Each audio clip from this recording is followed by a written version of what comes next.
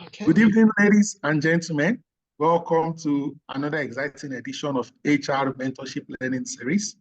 Tonight, we are looking at a very interesting topic, empowering direct managers to become the drivers of a people-first, business-oriented team culture. A people-first, business-oriented team culture. Typically, I tell colleagues, that HR is a department, and all line managers are actually part of the HR department because they are an extension of HR. Our facilitator for tonight is a first-time facilitator on this prestigious platform, Frederick Agulumo, and I would like to introduce him and read his profile. Okay, he will pronounce his surname in case I didn't do justice to it. He sues me, but let me quickly read this profile. Fred is a managing partner with Fedora Herald and Partners, a training and development practice in Lagos, Nigeria. He has a foundation in law from the National Open University of Nigeria. Fred brings a unique perspective, okay, to his role as a business strategist. His educational background instilled in him a strong sense of analytical thinking and problem-solving skills, which he applies to help business thrive daily. He's deeply committed to seeing businesses succeed and believes in the power of effective strategies to drive growth and innovation. His passion for people shines through his dedication to building strong relationships with clients, colleagues alike. Frederick is also known for his strategic mindset and collaborative approach. Fred excels at identifying opportunities and crafting tailored solutions to meet the needs of his business that he serves. He envisions a future where business of all sizes have the tools and support they need to succeed in an ever-changing market. He's committed to staying at the forefront of industry strength and continuously refining his approach to ensure the success of his clients. I present to you Frederick speaking on empowering direct managers to become the drivers of a people-first, business-oriented culture. Over to you, sir. Thank you so much, sir. Thank you, Mr. Oluyemi. I am totally very grateful to be here. It is a very great privilege, to have to speak to the amazing people here on the call and also to serve, like I said earlier. All right, thank you so much. And I hope that I'll be able to deliver appropriately and also to share what I have as a perspective in empowering direct managers to become the drivers of a people-first, business-oriented team and culture. All right, once again, good evening to you, every single person here, wherever you're watching from the call. I'm speaking from Lagos, Nigeria, and my name is Frederick Agulumo. It's really a rare privilege and an honor to be speaking to the caliber and the people of standards on this call. All right, I met Mr. Oluyemi just to do a brief from the HR mentorship community, which has inspired people like us and numerous thousands of us who are on that platform, coming into the HR community to give expression and to gain deep insight into what we do or into our journey as HR managers or managers as whatever category or capacity in which we find ourselves. Thank you, sir, for the privilege and opportunity, to learn from you and to also engage within your platform. It's been a blessing, and we say thank you so much. All right, so without further ado, let's just get right into it. All right, so we're looking at empowering direct managers to become the drivers of a people-first, business-oriented team culture.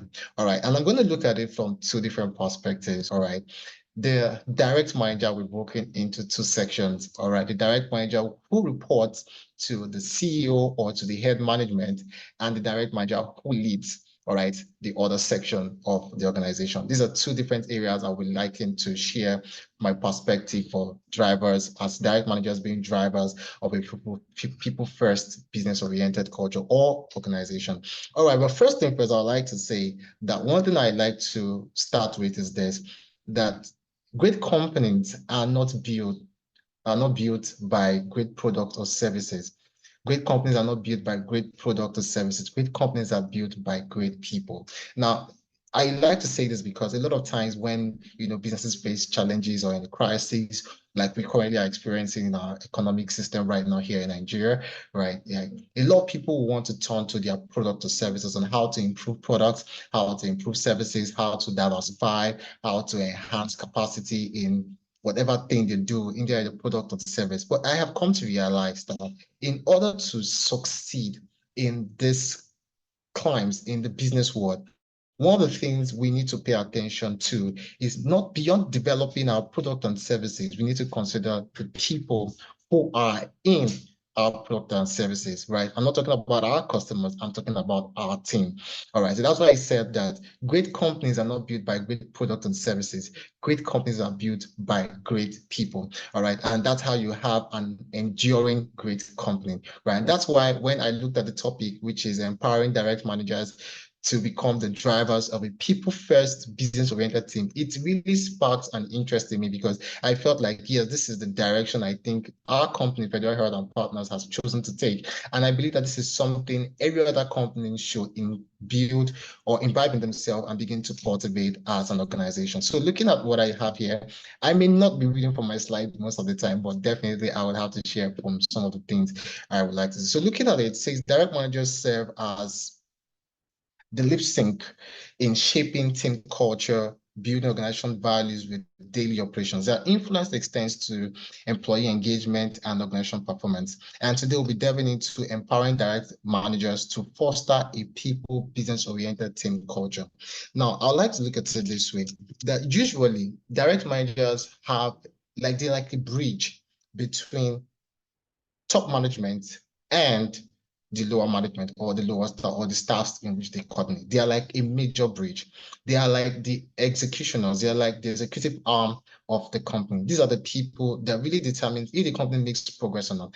Top management would always do what they want to do. I understand, we all understand what I'm talking about. Top management will in decision making, they decide things. But when this has to be executed, it takes a direct manager, probably a line manager or head of unit or something, to really get that engagement activated. All right. And this is very important because the other caliber of staffs or team would not communicate with top management. Top management directly speaks to the managers, and the managers are the people who drive this process. Now, managers can be in any capacity. It can even be at the top level. But what we are driving at is to have people who are people-oriented, people-focused, and pay attention to developing the people that they work with.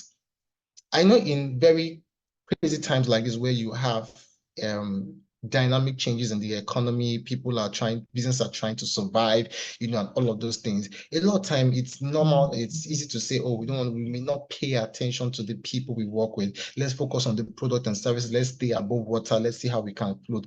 But I have come to realize that in the midst of doing that, which is very good, it's also important to pay attention to the people that you work with. It's also important to pay attention to how these people are developed. How much are they doing for themselves? How much investment are we making in these people so that we can get them to deliver? Because no matter how much you develop strategies, you develop business processes, and you're wanting to, engage the market, you will still have to hand it over to these people. And if they do not have the capacity in that sense to drive these processes, they would not really deliver on what they are looking at. All right, they will not really deliver on what we're looking at. All right. So we're going to be looking at this from here. All right, the role of direct managers. Direct managers are pivotal in driving employee engagement, like I spoke about, satisfaction and team productivity. Their leadership sets the tone for organizational culture and impact the overall performance. Now, first, one of the things you need to look at here is this. Every organization has a vision. It is important. There is something that brought them into that ecosystem. Something brought them into that ecosystem. Oh, this is what we are here to solve. There's a problem they saw and they built a vision around it. All right. Every organization has that. They have goals in which they are striving to achieve. They're looking forward to meet. All right. Everybody has a set goal. That is where we draw out our KPIs from and all of that. All right. We have all of these things set out. All right. Yeah. And it's very important that the leadership of that organization plays a crucial role to seeing if that vision is achieved, if our goals are met. leadership is a very, very key thing. And looking at our environment, the leadership style determines the level of productivity or the level of result we would see in our organization. I'm not saying there's a problem with leadership, it's just the leadership style. Now, everybody that serves in a leadership capacity is a leader right here, but our leadership style is what we need to pay attention to. Are we the kind of leaders that are just particular about ourselves? Or are we the kind of leaders that are particular about, let's have smart people around us and, they'll just let us know what to do and we deliver? Or are we the set of leaders that are focused on helping the people that are following us or that are serving in the capacity under us to become better at what they do? All right, I would like to be the third category, and I would like every other person to be in that section, because this is where you are able to build a transgenerational company. We talk about the Fortune 500, the Fortune 100 companies that are all 100 years and above, and all of that. And we ask ourselves, why don't we have such companies in the African continent, on the African continent? Most companies are trying to see 50 years, but you rarely see so many companies that are 100 years and above. Why? It's the leadership system that have been in place from the foundation. If the leadership system considers a transgenerational approach, you would see a system where companies are exceeding 100 years that are generational in approach. Their thinking is generational in thinking. They know how to navigate through every single generation, and they are not really building a business about themselves. All right. It's almost like we have this culture, which is okay, good. But I think beyond that, as a business, as an organization, the organization will be thinking not just as an inheritance, but well, I have to say that because most organizations are built like an inheritance approach, like I hand it over to my children. But what if your children are not in the capacity to drive that process as much as you would? All right. That's why it's important to build a transgenerational company that is outside your space. All right. That drives a process, that drives a vision, that drives a solution into its environment, right, and abroad, right? So that's something we need to pay attention to. Our leadership style, we need to make concrete and standard investment into the people that we work with. Sadly, we don't have so many companies that do that here on the African continent, and that's something we need to start paying attention to. As leaders, it feels like sometimes when you have someone become a manager in a particular organization, I'm going to be very I'll try to make relations to some of these things. When you have a direct manager or you have someone who just became a line manager or something, it feels like there's a power abuse in their approach. Their approach of leadership is almost like a military style, like, hey, you do this, you get out, you, I fire you, you come here. And it's really like they're not really paying attention to building these people. All right. It feels like these people cannot contribute anything. It feels like these people they don't have anything to offer. If you're the only person that has something to offer, it's the leadership style. And really, that will not really grow an organization. It's not a people it's not a people-driven organization. So the leadership approach here is something we need to pay attention to. As direct managers, as leaders in the industry, as leaders in our organization, we need to pay attention to the people that are under us. We need to see how we can build them. We're not supposed to be the superstar. We need to make superstars out of these people, because that way you would have people who are driven, who you can trust, and who have built capacity over time. But let's quickly right here as we go. So let's look at the characteristics of a people first culture. I know somehow I'm going to be running above myself, but definitely would catch up. All right. So a people first culture prioritizes trust, transparency, and empowerment, right? Trust, transparency, and empowerment. It cultivates an environment where employees feel valued, supported, and motivated to contribute their best work. All right. And this is something a lot of us clamor for. A lot of people clamor for a company where they feel that they are trusted and they can trust. It's transparency, and where they feel empowered.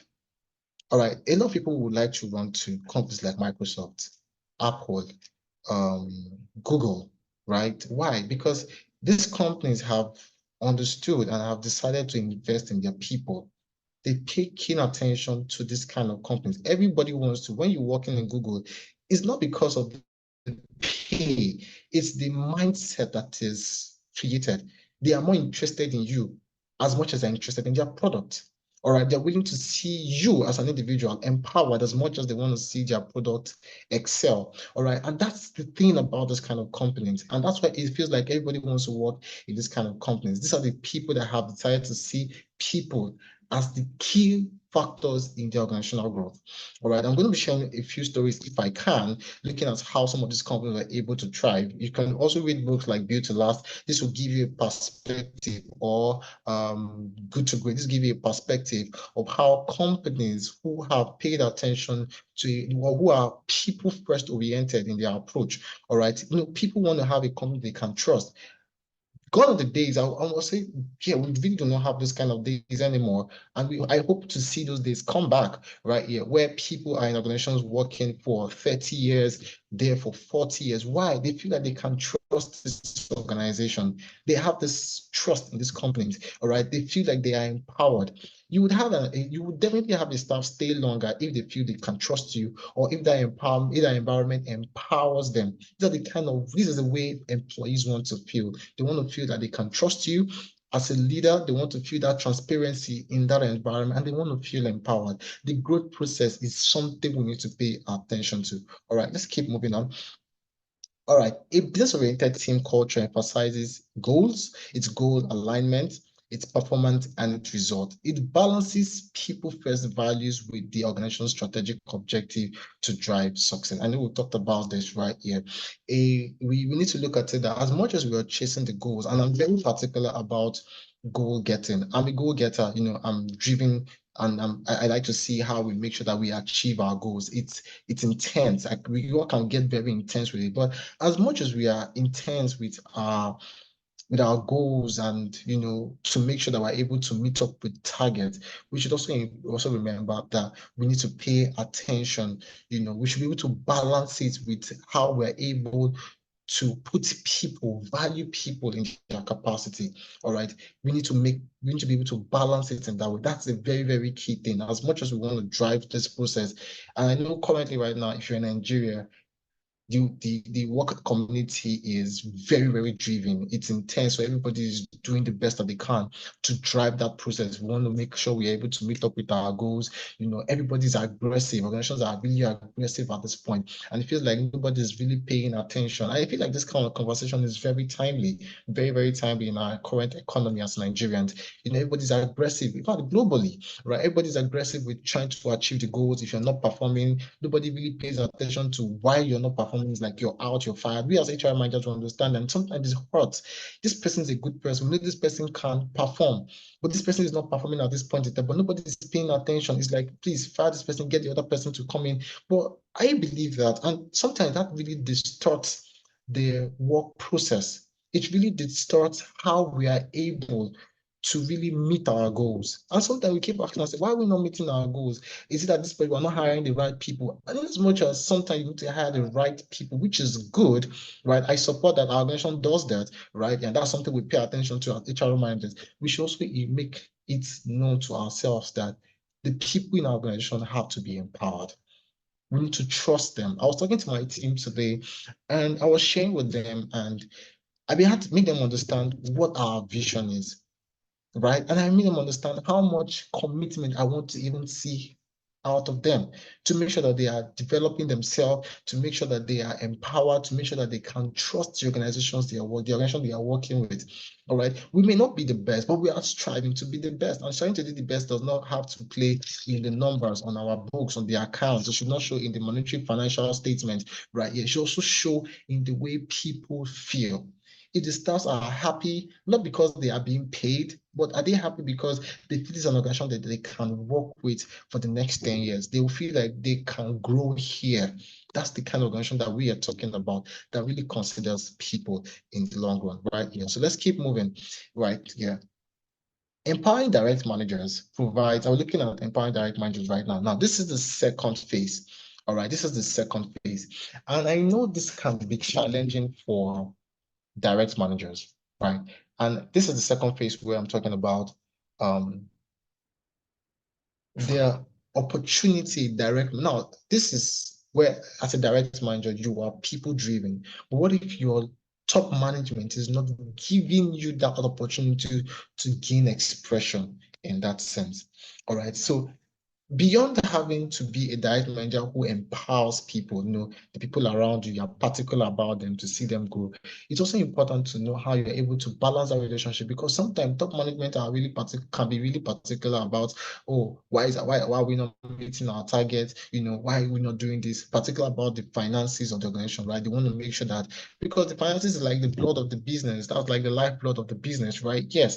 But what if top management is not giving you that opportunity, or is not seeing that picture? It's possible you can be hired as a human resource manager or become the line manager or the branch manager for a organization. You can be in that capacity, and top management is not really picking the picture as much as you are taking it in heart, right here. How would you be able to manage that relationship, right? So it's also very important, particularly if we have people as in the top management capacity, you should also consider that you should also give direct managers the opportunity, or the opportunity to express themselves in building people. Yeah, I agree. Sometimes building people takes time, but I believe it's like the best investment you can give. There can be stories around, and we invested in this person and this person decided to walk away. Yes, right, it happens, but it doesn't change the fact that you shouldn't still invest in people.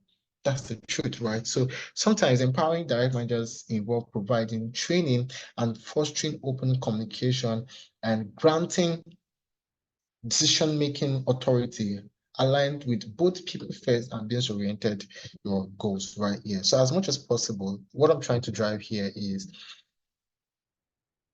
the authority, the autonomy that should be given to a direct manager to gain expression in that capacity. Sometimes, as top management personnel, we need to understand that autonomy has to be given to them, particularly when you've spotted it in an individual right here. You need to be able to give that autonomy to these people, because sometimes these are some of the things that choke direct managers. Some of us have just had the experience before where you're serving an organization, you were particular.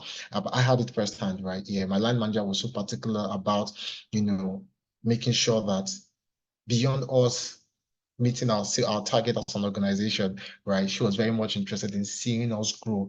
But the organization was not seeing that at the time. And it felt like, the opportunity was not given. And, it was frustrating. They literally frustrated her. And she was like, okay, you know what?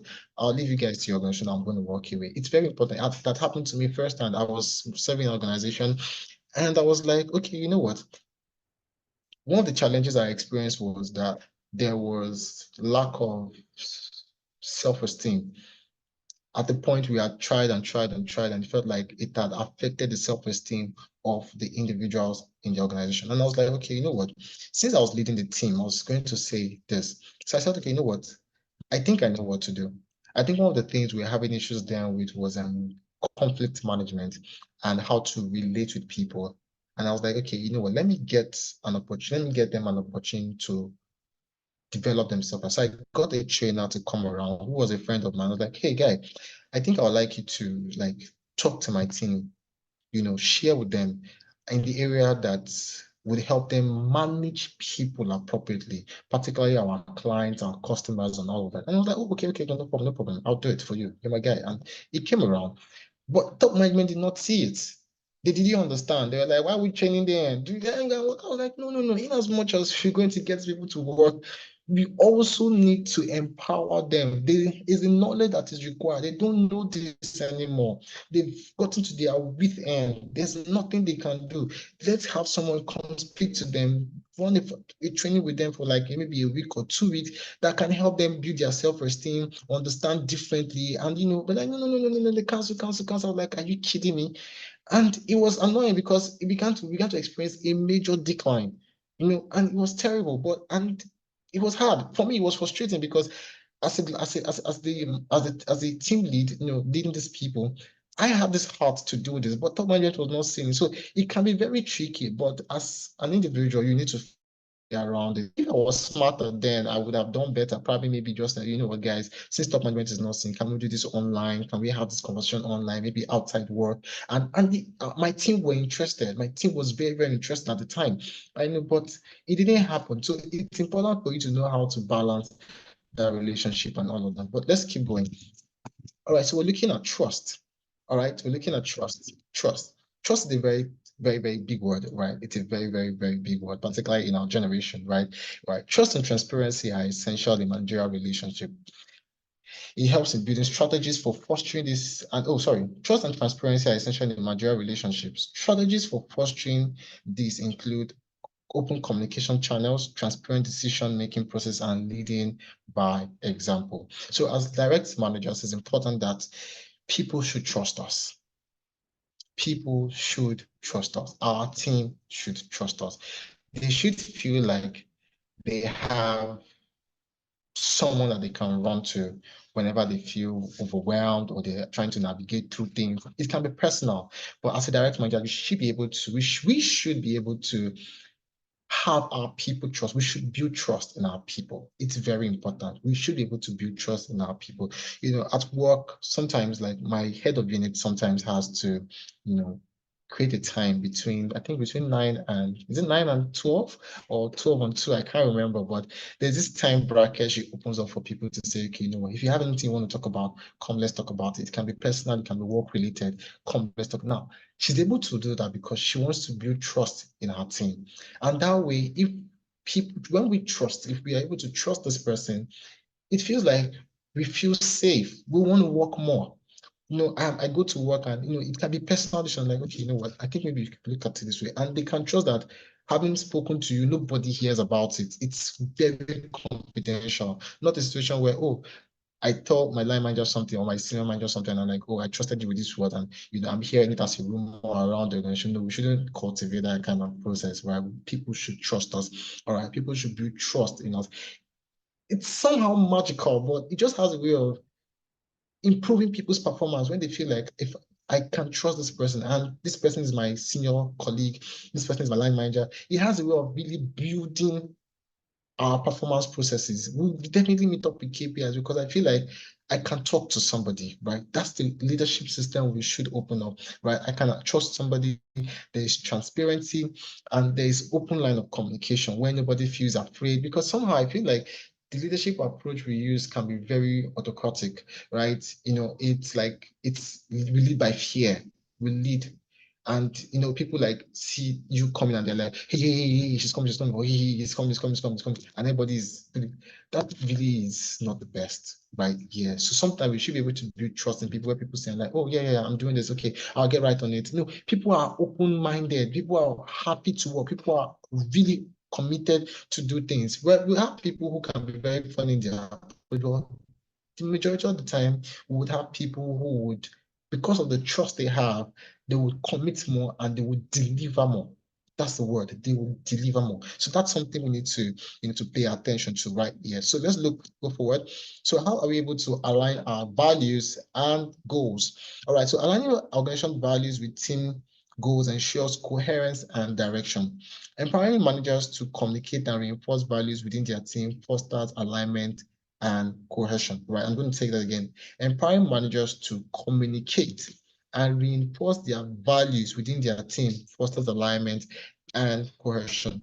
All right, and I think this is very key where we need to keep reiterating what our organizational values and goals are. It's very important because repetition is a key thing. Repetition has a way of helping us, you know, stay on course. All right, so it aids retention. Repetition aids retention. All right, and that's something we need to do as direct managers.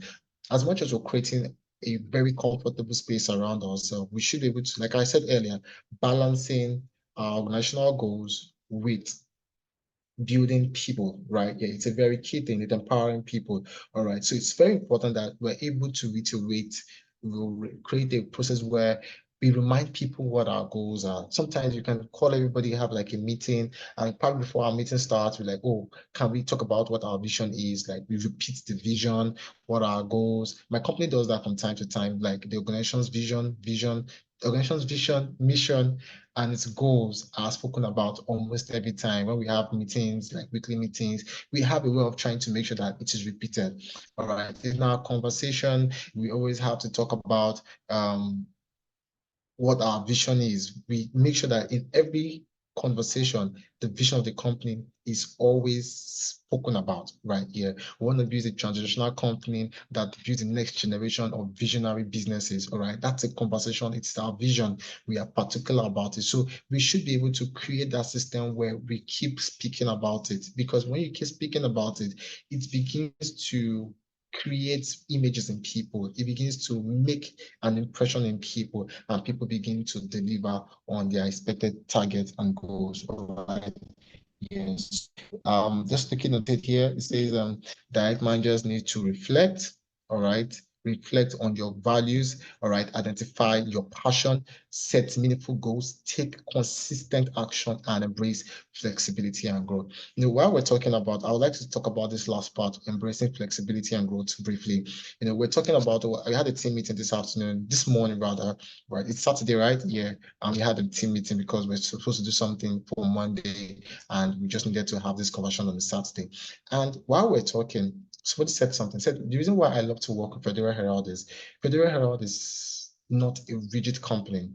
You are particular about what to do next. You are consistently evolving. You're very open to making mistakes and correcting them. You're open to correction. Doesn't matter who is speaking. Like, it doesn't matter who is making the correction. It doesn't matter if it's a lower management staff or a top management personnel. You or your company is always open to come to correction. Like, you can just have someone say, "Oh, I think I observed this," and I'm like, "Yeah, that's the kind of company we should have, where we are flexible and we embrace flexibility and growth." All right, that's a organization that values people. And one of the reasons why I feel like most organizations really do not excel so much is, as direct managers, we feel like our subordinates have nothing to offer. And that's a problem. We feel like our subordinates, people who we're leading, have nothing to offer. So they can't deliver. And that's why they will not deliver. That's why they would not deliver. You feel like I'm the one making decisions, so everything has to come from me. I don't want to listen to anybody. I think sometimes we need to pay attention to the fact that we have people who are potential in them and will also deliver.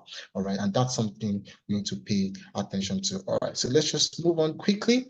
All right. So we're looking at recognizing and rewarding success. It is a very, very important thing. I know this is something some of us are not new to. Most of us are not new to this. This is something we are all aware about. But do we really take action on it? All right, do we really take action on it? So, right, so understanding that we have to recognizing and rewarding individual and team achievement are crucial for morale and motivation. All right, implementing effective recognition programs reinforces desired behaviors and drives performance. Sometimes recognition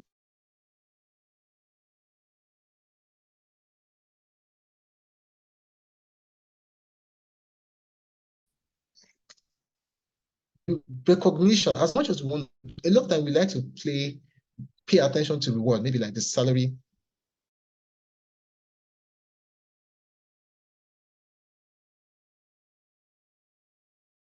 Yeah, or something like, oh, well done, great work. I really appreciate you. You've done well. In fact, for doing nothing, well done. I like the fact that you came to work early today. Something, well done.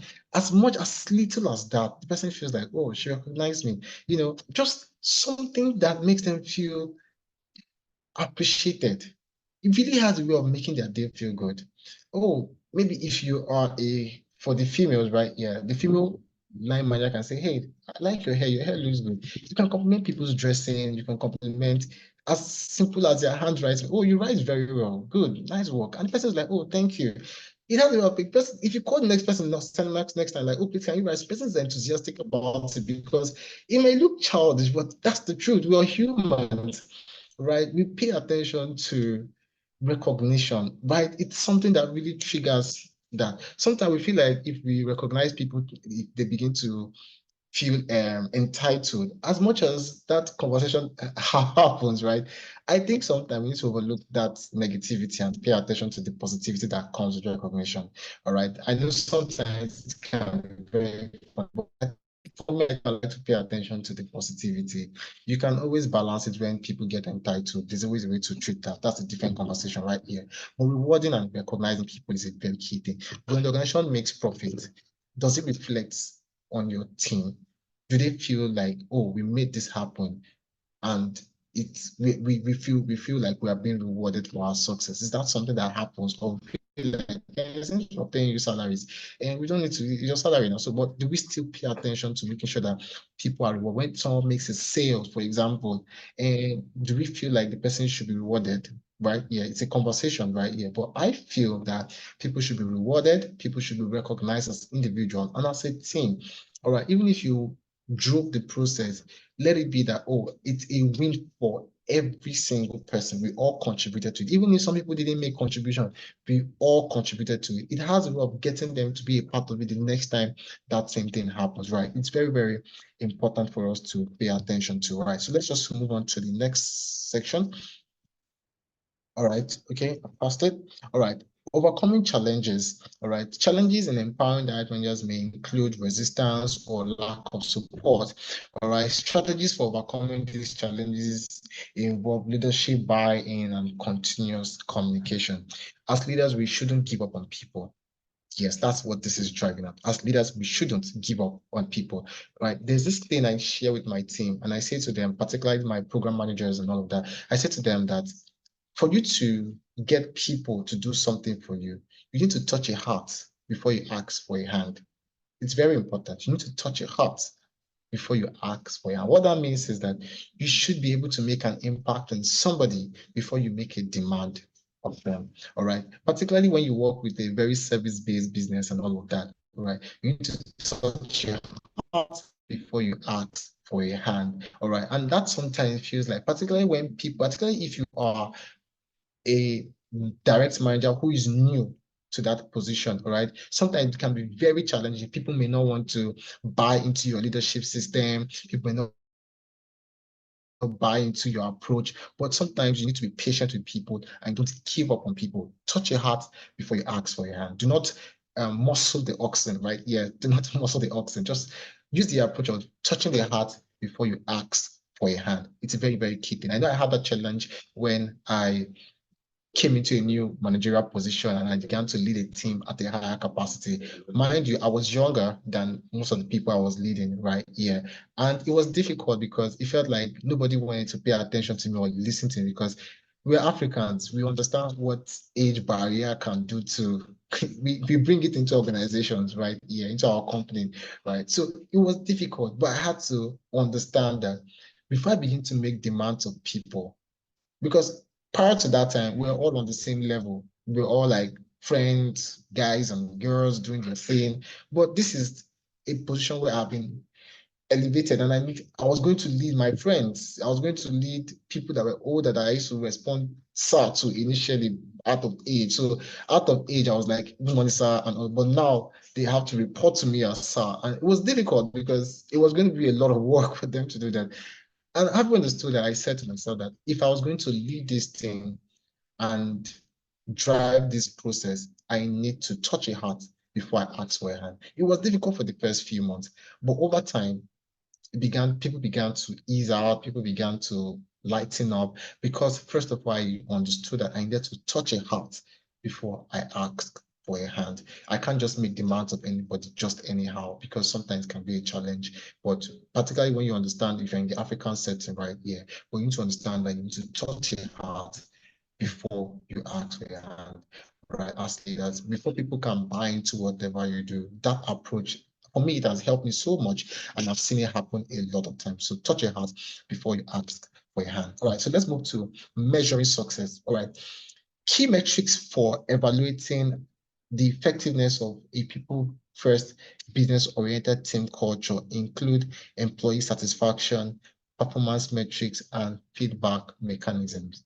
All right, first, I believe that we need to engage people. We need to ask people questions. We need to get feedback. I really don't know why organizations have a problem with getting feedback. I don't know why, but I feel that what an organization needs at every point in time for them to try is feedback, either from your customers or from your team. You need to ask questions. How well are we doing? I know as a leader, as a direct manager, you have an overview of what is happening, but sometimes you may have a distorted perspective about some areas. Why not just ask questions and get feedback? engage the team. Let it be a thing of, oh, let me listen to you. As much as you're giving instructions, as much as you're passing information, you need to also listen to people. All right. Feedback is a key thing. And I picked feedback first, in as much as it was the last thing that was stated here. I picked feedback first because I feel sometimes that direct managers, most times, we don't pay attention to the people that we're leading. We feel like they don't know. And it undermines, it creates a problem. That's why we don't lead right. As I did, it's not like it's always like people feel like I can't work with this company. People leave and it's a fire and hire approach. It's very distorted. For me, I feel like I think it can be better. I feel like if we're going to expand, let's not fire and hire. Let's promote and keep hiring. Not let our recruitment process not be we hire and fire. Let our recruitment process be you were promoted and you were hired, not just the fire and hiring approach. Because it's feeling like it's a thing. Somebody's here today, is not here tomorrow. I think sometimes it's a very distorted thing. So I think sometimes we need to take feedback, ask questions, hear from our team members, hear from our subordinates, hear from them. What are you saying? What do you think? You'll be shocked to their perspective to things. You'll be shocked to the kind of feedback you would get that can really help your decision-making approach and people do better. All right. Look at our performance metrics, right? How well are these people doing? What's really happening? Why are they not performing? Somebody could be having marital issues and it's really affecting the psychology of things. The work-life balance may not be there. That conversation may really help. Your concern in that area may really have an input to it. So performance metrics, if you think this person is not performing well, do not just judge. Understand why this person is not performing. Maybe the person needs to leave. Yeah, it's true, but sometimes understand why this person's performance has dropped. When the person's performance peaks, you need to ask questions. Oh, wow, you took an upward approach towards things. Your performance peaked, it spiked. What happened? Like you're interested in the joy of this person. Oh, okay, yeah, this. Oh, okay, cool. So sometimes it has a way of you getting an idea of these people's performance approach to things and all of that. So it's very, very, very important. An employee satisfaction is key. We need to make sure at all costs, at every point in time, our employees are happy. They are satisfied in their organization. Particularly, it's very important, right? We're going to see how we can achieve that most of the time. All right, so we're looking at, I already probably added, so I talked about some of the business cases, real world examples that showcases this. We're talking about case studies. I had that on my slide. Real world examples showcases, real world example that showcases successful implementation of empowering direct managers to drive a people first business related team culture. All right, this case is okay. All right. All right, so this was just I was supposed to share a story at this point, right? Yeah, I was supposed to share a story, but I already talked about it. All right, it's something I just mentioned in between. But let me just say this, one of the things that I have really observed over time is I think let me share with us with what from the story from Apple, right? Yeah. And I think that's something we experience currently in our organizations, right? Yeah. If you read the book Built to Last or Good to Great or one of those books, you'd always have the writer of the book talks about Steve Jobs 1 and Steve Jobs 2.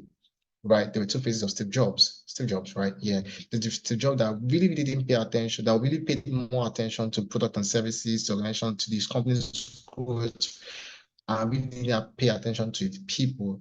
And the Steve Jobs that came back and paid more attention to people as much as they were paying as much as they paying attention to the organization's product and services. All right, they were two Steve Jobs. Right, now we connect more to the second phase of Steve Jobs. Right, we love to see the second phase Steve Jobs because now that is the Apple we all want to work with. That's the Apple we all want to connect with. All right, the Apple that has paid attention to a people first oriented organization as much as they were focused on their products. All right, so this is a very key thing, and I believe that if we can invite a people first oriented organization or system in our organization as direct managers, we would have a successful organization. We will have an organization that would commit. Just for example, look at the COVID. Look at the COVID. The COVID period really spoke a lot for us as individuals, as businesses, as employees, as employers. Right? Why? Because in the midst of the fact that the COVID was coming up, people were being laid off, organizations were in a tight corner, and all of those craziness, there were organizations that were committed to, their individuals that were employees that were committed to the organization. Why? They felt that our organization has invested into us. This is like the best time for us to stay together. They were like a very strong team, a very strong team. I remember I left where I was in the COVID, my company took a different direction. So, and right in between the COVID, I joined another organization. In fact, I came in there as a volunteer just to get my hands busy. And for the first time, I felt a different feel about an organization in 2020. I saw an organization that focused, that was more interested in seeing the employees developed. Like it felt like they had this timetable and they were like, in as much as we're here to work, for the first 30 minutes between, I think 9:30 to 10 or 9 to 10, or 9:30, between 9 to 9:30 or 9:30 to 10, you're expected to read a book first. In as much as we want to work, there was a time that I can't remember what time was slated, but there was a time where you either had to read a book or listen to a, what do you call it, a podcast or something. Yeah. They wanted you to improve as an individual. It was like an important thing, maybe because they didn't really have so much work at the time. But I saw something different, unlike what I've experienced in other organizations I've worked. And I'm like, this is the kind of organization I want to work with. At the point, they were not even paying, but people were showing up. Why? People had come to trust the organization. People had come to connect with the organization, that it felt like beyond the fact that you pay us, we feel like we can grow here. We feel like we have a future here. Now, that may not be visible in some of our organizations, but maybe we may not have it like a slated timetable like this organization did, but make it a thing that, okay, I think you all should read the book. Maybe you guys should listen to this podcast on your way home in traffic, all right, or something, or maybe during the weekend, just read on this chapter. Maybe we can have like a WhatsApp group where people drop their reviews. That's a mindset that should be created that really considers beyond the fact that you are here to make profit for the organization. We're here to achieve the organization goals, organization's goal. We're also focused on making sure that you are a better person.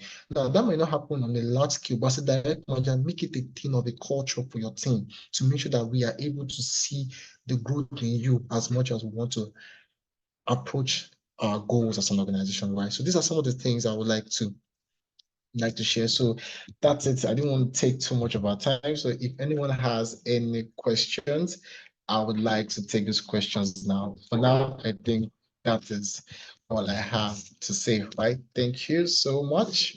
Right? Thank you, thank you, thank you, thank you. Does anybody have a question, please?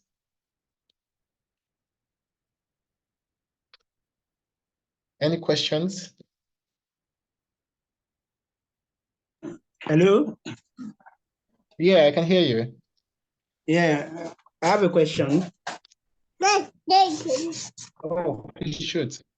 Okay, so I want to paint a scenario of an organization, and I don't know if you can just give me an insight on how to go about it. So let's say, for example, we have an organization. Can you hear me? Yeah. Yes, I can hear you now. Yes, it's better. Okay, so let's say, for example, we have an organization whereby we have somebody like a key man, and what do you call it?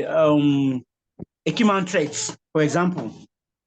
In the department, we have a key man threat. And that key man threat has been in the organization for more than 8 or 9 years. It's difficult to eliminate the key man threat because by eliminating the key man threat, it might cripple the organization.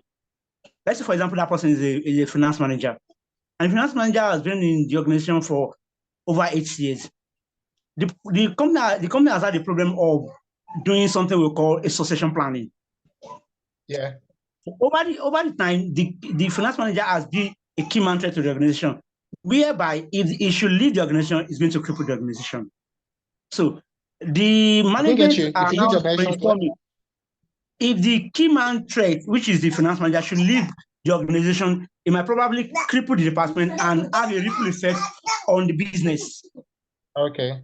So now I want you to give me a professional insight on how to eliminate the key man threat without affecting the business, knowing fully well that the key man threat himself knows that he is a key man threat, and he might actually want to use the opportunity, in the sense that if he should know that they want to eliminate him, he might hold the business at ransom. So what kind of strategy can the management utilize to eliminate the key man threat without affecting the business?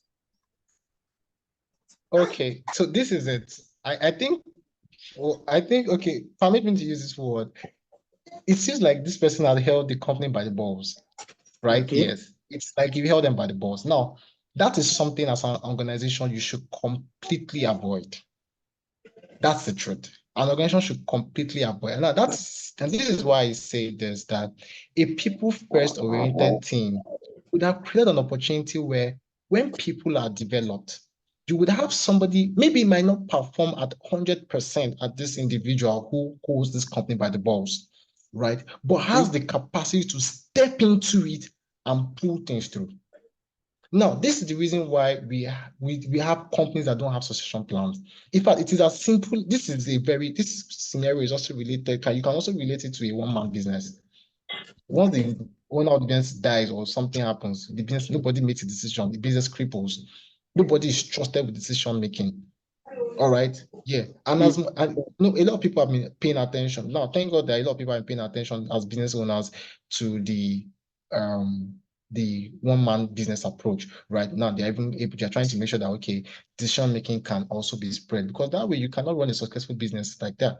All right. So when you have a key man threat like this, for me, I believe that it has happened. Once you have been able to identify that this is a key man threat, this is the person that is holding the company by the balls, I think it's very important to start making sure that the approach to which people pay attention to the people in your organization, start grooming. There should be a grooming process. Do you understand? There should be a grooming process. So if he manages, it's a department of maybe like 6 people or 4 people, he's the leader of that department, and this is the person holding, there should be a grooming process that should be happening. There should be always a grooming process. Like I said earlier, it should not be a thing of you hire, you fire. You should be able to build people's capacities. People should be able to learn, observe. Do you understand? So that way you are able to completely eliminate the key man threat, like you mentioned, completely. So that the person knows that if he leaves today, at least there are 2 people that can step into his shoes. For example, let me give this.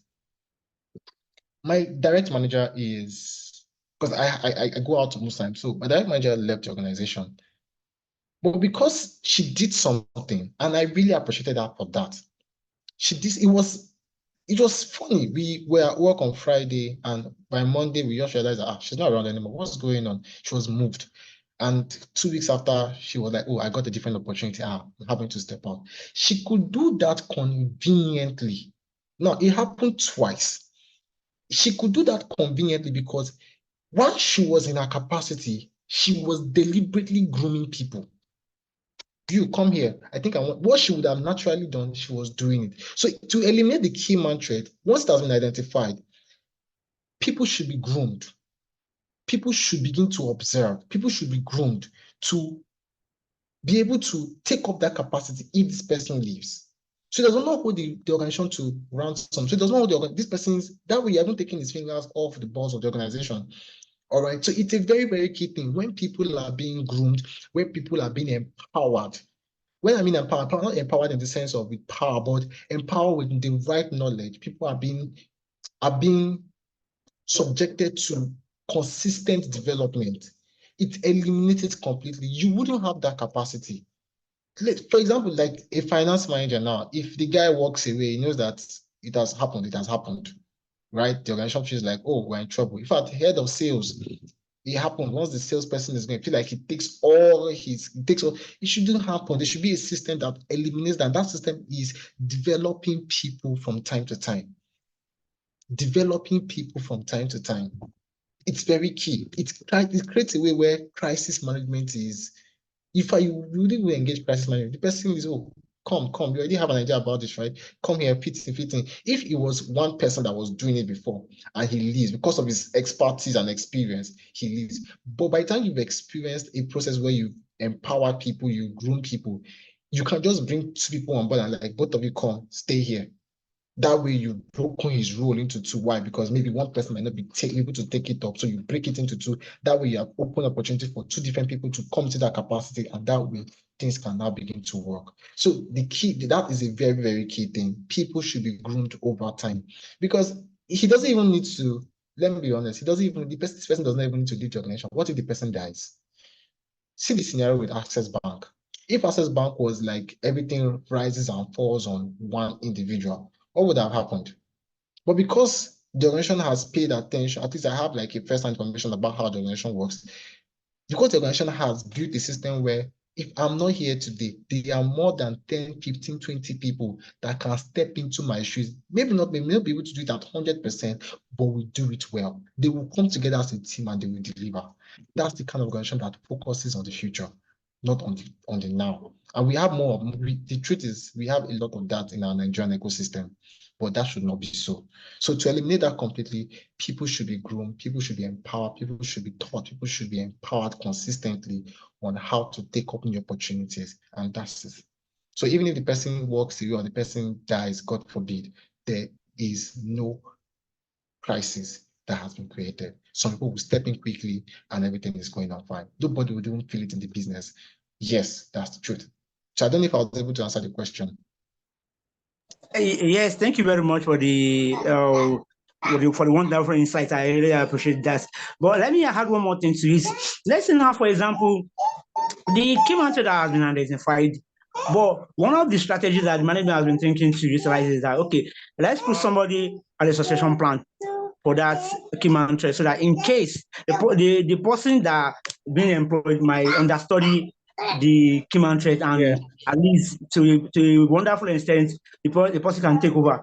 But then this person is kind of refusing to learn out what he has to teach, to mentor the downlines, to create a good succession plan, because he knows that without him, so many things will not be done. So in that case, what can be done?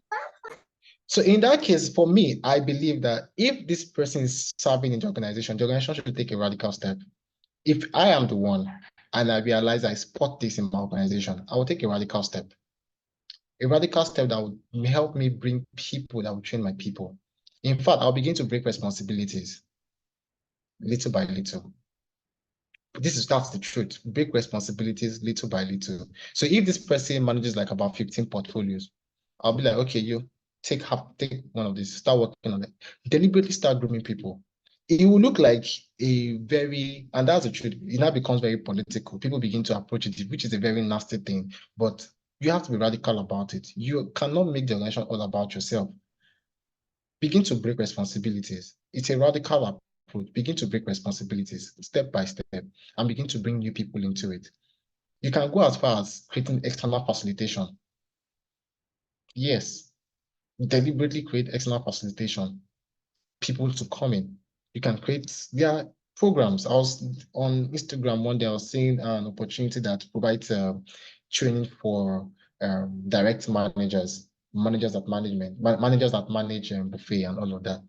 Be intentional about sending some of your team members that you believe will be able to step into this person's shoes there. Get the person out there. Begin to deliberately invest in people. If the direct manager is not willing, if this person is not willing to share, which is true, that is why I said there the intentionality to groom people, because I know sometimes because the person knows that he has held the organization by the balls, he wants to hold it because he feels like that is his power. Begin to break it gradually by bringing new people into the team and begin to train them deliberately. If he's not willing to train, send them on external trainings. Sometimes we feel like it's expensive, right? Yes, true, knowledge is expensive. I understand that, but you can find something that fits your budget. That's the truth. It's a step-by-step approach. Just be deliberate about it. Get this person out, get this person out, get this person out, and begin to grow. And before you know it, you have people that maybe may not be 100%, but you have people, because if you say you want to fire at that particular time, it may be risky. It may be tricky because you really may not know what position the person is at that point, the position of the company at that point. You don't know how much power the person has in his hands, right? But begin to groom people.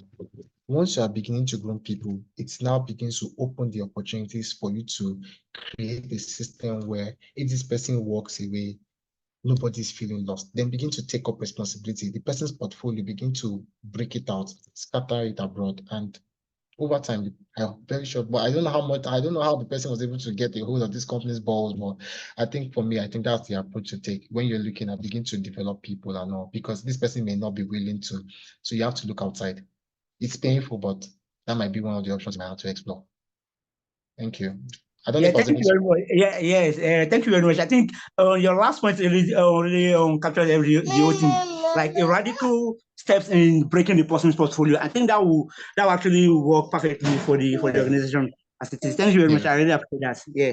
You're welcome, sir. Thank you, sir. So, any more questions? It's already, my time is here. Please, any more questions? I will be glad to take them one more. If there's none, I think I would like to call it a wrap. Any questions, please? Anybody? Anybody? I think there's one question on the chat box. Oh, okay. Please. Yeah. Maybe I didn't see that because of maybe the way my screen was positioned.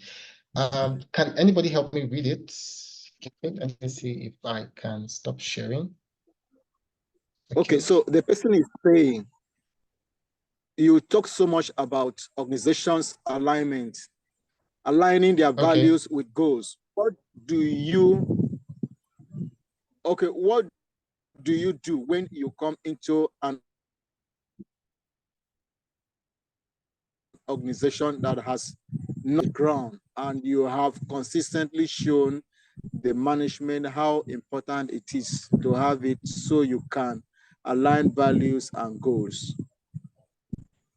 Okay, so like I like to say that's a very, very, very important question. Let me even start with this. Let me be very honest, this is real, and I like that question so much. I'll start from myself. I applied to an organization and I was supposed to help the organization increase their business portfolio, marketing strategies, and all of that. So I was coming in, and as much as this person was talking to me about how much he wanted me to deliver in the organization, I asked him one question, and I said to him, "Sir, what is the vision of your company?" And he was taken aback. This is a company that has existed for over 20 years. I don't know how they were able to survive, and maybe that's why they were in that position 20 years after. There was no succession plan. The vision. All right. And it was difficult. I asked him, that was the only question I asked him, because for me to come here to deliver on strategies, and begin to improve your company's portfolio system and all, I need to understand what your vision is in the first place. What were you even seeing that even brought you into this industry in the first place?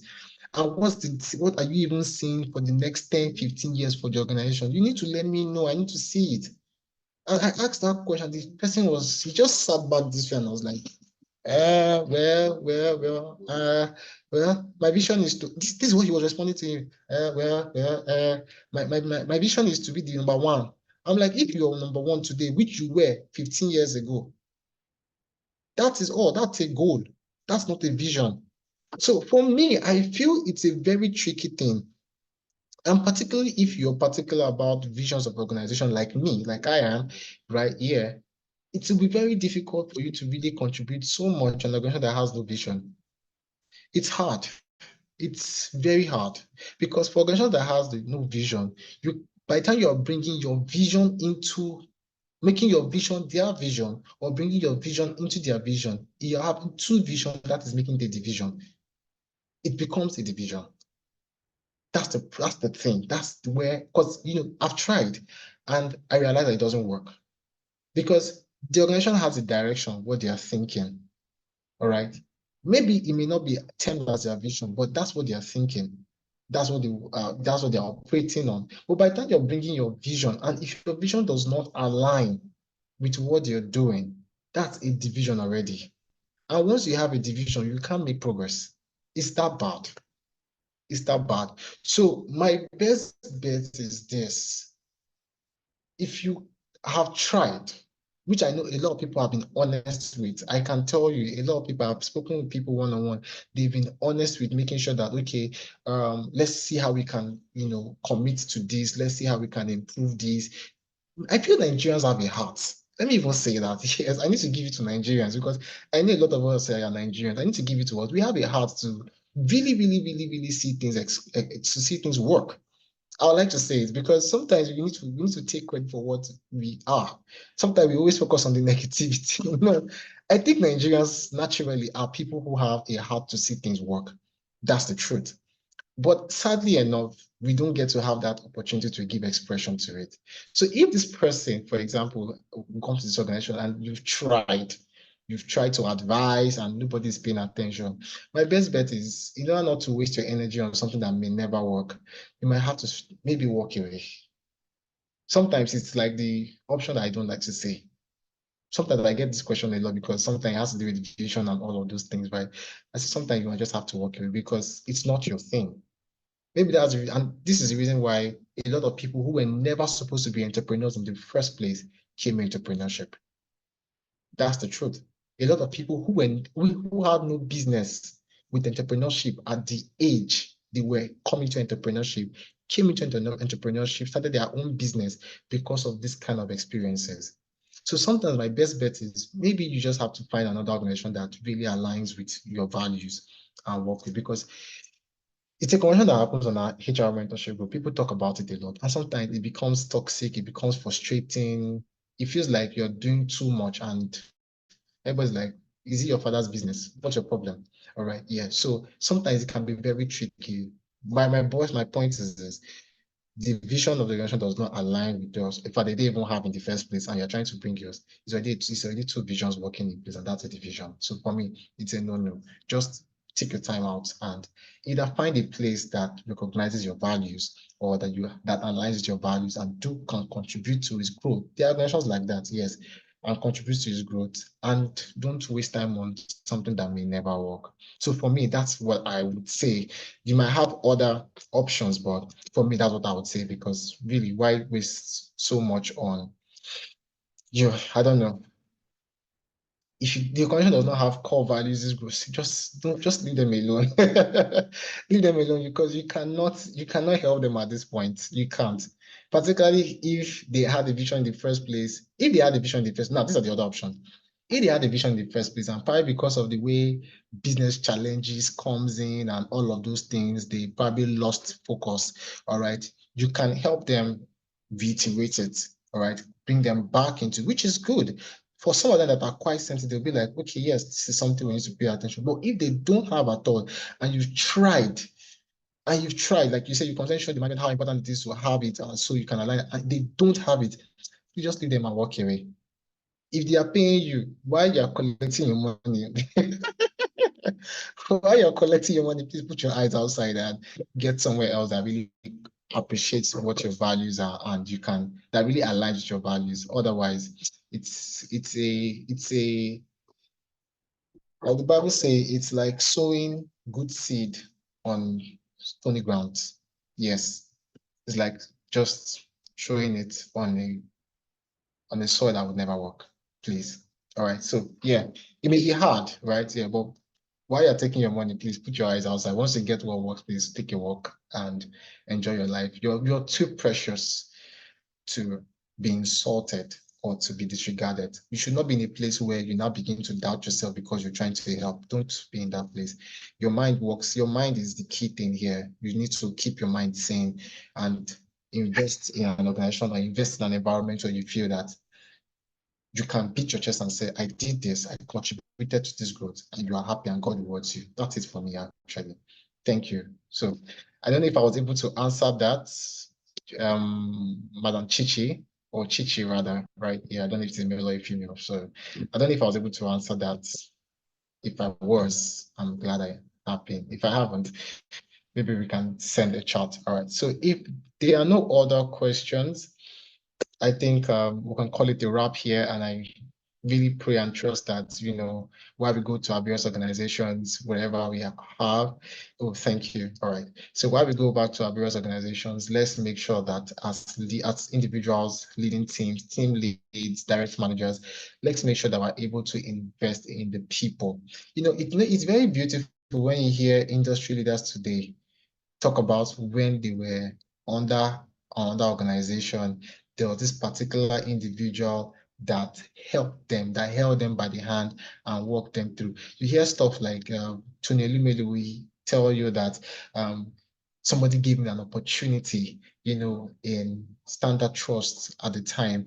And, you know, as a tutu graduate from the university, they considered him and they just gave him an opportunity. And beyond that, he felt like he was being mentored by this person, and this person gave him opportunity to, while he was performing, the person gave him an opportunity to keep excelling. Now, today, in a success story, that person has created the greatest impact, because that opportunity is what gave to Elumelu the temerity, I can say that, yeah, the confidence to say, okay, I'm going to lead a team of top executive and we're going to go and take up United Bank of Africa, right? Yeah, now he's the one leading in the financial industry today because one person gave him an opportunity. We need to become managers like that, that preserves the next generation of leaders, the next generation of industry leaders. You know, we need to build confidence in our people, and that's a very, very key thing to really pay attention to. All right, so thank you very much. I am happy that you all were able to listen to this. Thank you so much, my Oga, right here, for the opportunity, sir. We're very, very grateful, very, very grateful, Mr. Olumide. Mr. Oluyemi, sir. Thank you so much, Mr. Oluyemi Ade Oshun, for the opportunity. God bless you so much, sir. And thank you all for listening, and we'll call it a wrap. Do have a great evening, and God bless you.